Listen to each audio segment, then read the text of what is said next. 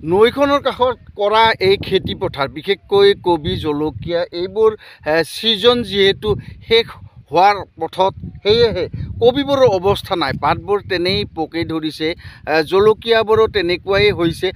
বৰ্তমান অৱস্থাত খেতিডৰাত যি কবি খেতি আছে এই কবিখিনিক কবি বুলিব পাৰিনে নোৱাৰি পাতবোৰ পকি ধৰিছে কিবা লেৰেলি গৈছে মানে গেলা গেলা পচা পচা গন্ধ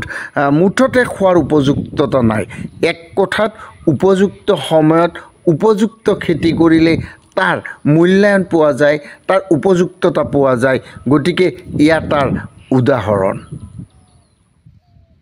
একেদৰে জলকীয়া খেতিডৰাৰ অৱস্থা পুতৌ লগা জলকীয়া গছবোৰৰ পাতবোৰ কেঁকুৰা হৈ গৈছে ফলবোৰো তেনে নগণ্য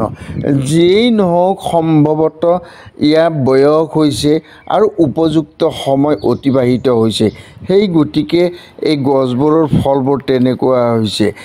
জলকীয়াই নহয় বেঙেনা গছৰো অৱস্থা তেনেকুৱাই দেখিছোঁ আচলতে উপযুক্ত সময়ত উপযুক্ত খেতি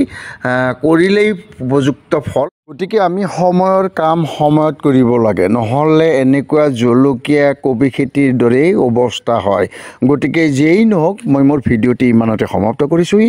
ধন্যবাদ